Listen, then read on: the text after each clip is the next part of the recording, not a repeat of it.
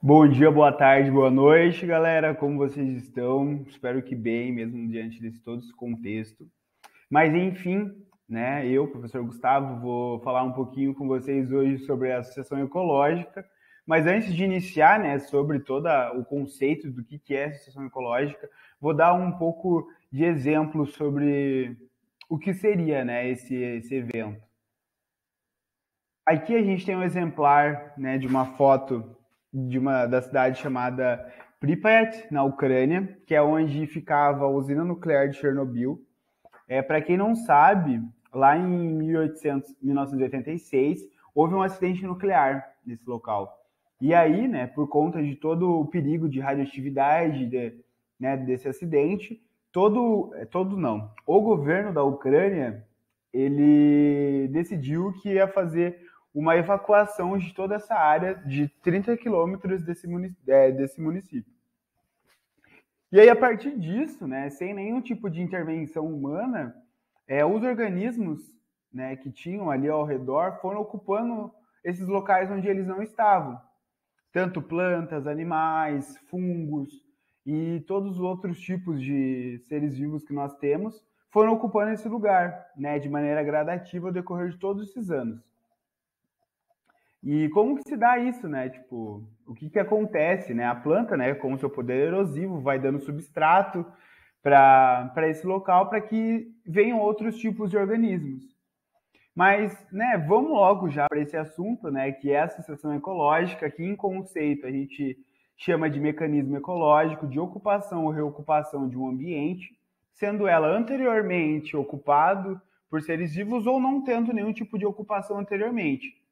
Nesse caso da usina, esses seres já estavam lá anteriormente, mas só que aí houve, né, toda a pavimentação de construção né, do município e acabou não tendo mais, e aí voltou a esse local novamente.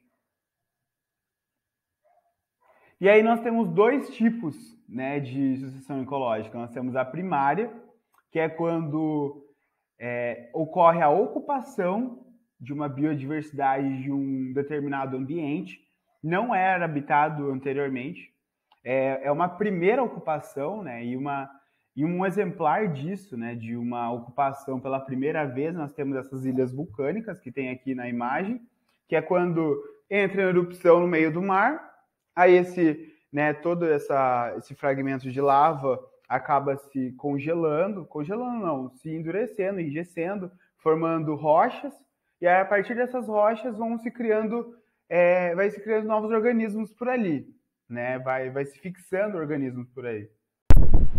E o outro tipo é a associação ecológica. Não, aqui é uma associação ecológica primária ainda. Temos o exemplo das dunas, né? Que temos aqui na zona do Cassino. Tem até um videozinho aqui mostrando um pouquinho sobre ela, mas eu acredito que não vá passar esse vídeo virar para vocês. Porque o que acontece com as dunas, né? As dunas elas só se formam a partir de um obstáculo que entra, né, na frente dessa areia, né, desse movimento de areia, e a partir disso vai se realocando mais areia em cima daquilo, né, areia em cima de areia, por etapas. E aí vai se uma umidade, e a partir dessa umidade vai tendo plantas e organismos que vão se fixando por ali. Mas para que haja essa sucessão, existem etapas, né, dessa sucessão que a gente vai ver mais posteriormente.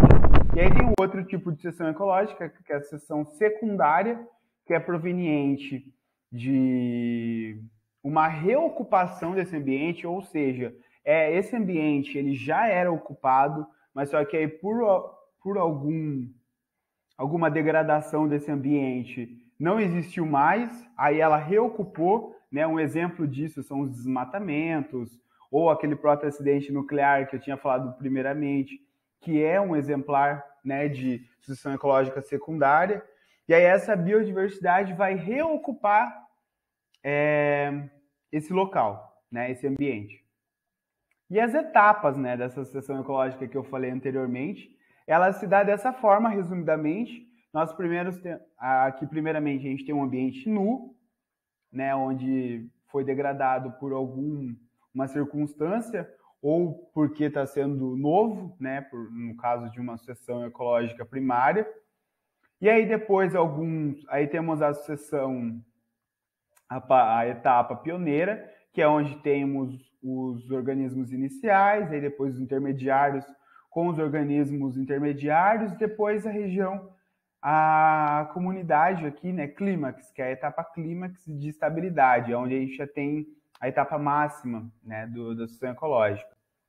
Vamos desmembrar agora um pouquinho, né, cada uma dessas etapas. A etapa pioneira é também conhecida por ecese. Nesse ambiente, a gente começa a, né, ter a instalação dos primeiros seres vivos, que nós chamamos de organismos pioneiros. Eles são organismos que toleram muito sol e pouca umidade, porque não temos ali sombras nesse ambiente, então acaba tendo que ser organismos que aguentem muito esse tipo de ambiente, né, de circunstâncias ambientais. E alguns desses exemplares, né, são os líquens, né, e pequenos insetos e gramíneas. Aqui nós temos um exemplar de líquens na primeira foto. E na segunda aqui a gente tem o escaravelho, que a gente também pode chamar de besouro, das dunas ou de areia, dependendo de onde ele está. E aí a segunda etapa a gente chama de intermediária, que é a que fica intermediária, né, entre a pioneira e o clímax, né? Nesse ambiente a umidade já é existente, mas ainda é pouca, mas existe já uma umidade nesse ambiente. Aí a partir dessas condições favoráveis surgem novas espécies de seres vivos nesse local, mas ainda é um local de muita absorção de sol. Tem muito sol porque não tem muitas plantas grandes.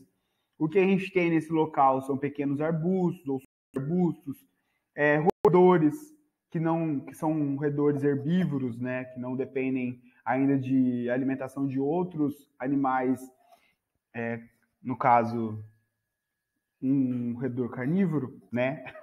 Ele seria um roedor ainda herbívoro. E também algumas aves que se alimentam de insetos ou algo do tipo. Aqui a gente tem a orquídea das dunas e o tucutuco. Não sei se vocês já chegaram a conhecer ele, já chegou a ver aqui pelas dunas do Cassino, que são exemplares de organismos em situação intermediária. A terceira, né, e última etapa da sucessão ecológica é a estabilidade clímax, que é onde a gente já chegou no nível máximo de desenvolvimento desse ambiente, onde a gente já tem uma grande quantidade de biodiversidade, uma grande biomassa. A gente tem uma variedade de vegetais, de plantas, araucária, dependendo, né? Tudo depende de onde está acontecendo, né, essa sucessão ecológica. Se for aqui no Rio Grande do Sul, vai ter as espécies daqui do Rio Grande do Sul. Se for no Amazonas, vai ter as espécies do Amazonas. É um ambiente com muita sombra, então a partir dessa sombra a gente vai ter o desenvolvimento de novos organismos, porque a sombra possibilita que tenha mais umidade, e essa umidade possibilita que tenha novos organismos, e a partir desse crescimento do número de biodiversidade, a gente acaba tendo uma variedade muito grande, né? Como uma capivara, como lontras e vários outros tipos de animais e seres vivos. E aí o que acontece, né, nessa sucessão ecológica? Nós temos aumentos e a diminuição de alguns fatores, né? A gente tem um aumento de biomassa. Biomassa seriam aspectos e condições para que esses ambientes cresçam, né? Solo, vegetação, todos esses fatores ecológicos que tendem a um bom desenvolvimento daquele ambiente. Relações ecológicas tende a aumentar também, porque tem uma biodiversidade maior, as relações ecológicas que vocês já viram nas outras aulas. E a homeostase. O que seria essa homeostase? Né? Seria quando chega a um equilíbrio.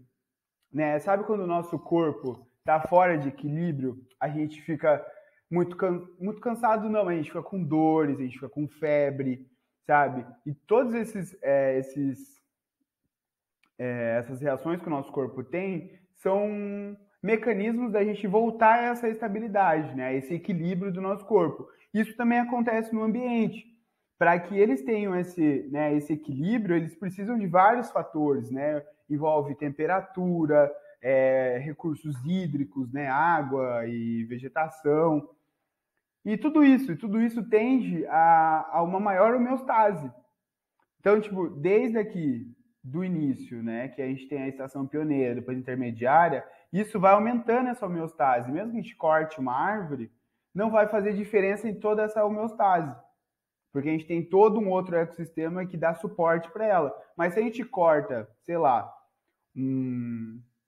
umas cinco plantinhas que estão acontecendo ali na fase pioneira, isso já vai tender à morte daquele ambiente, entende? E aí agora também temos o PBB, que é uma palavra nova, né, que é a produtividade primária bruta, que nada mais é que a quantidade de fotossíntese que aquele ambiente está fazendo. Então, quanto menos plantas, menos fotossíntese. E quanto mais plantas, mais fotossíntese. Então, né, nessa escala que a gente tem aqui de pioneira, intermediária e clímax, da pioneira pro clímax tende a aumentar essa produtividade primária bruta e diminuir, né, o PBL, que é a produtividade primária líquida. E mas o que seria, né, professor, essa produtividade primária líquida? Seria essa taxa fotossintética, a quantidade de fotossíntese que esse ambiente está fazendo, menos a taxa de respiração.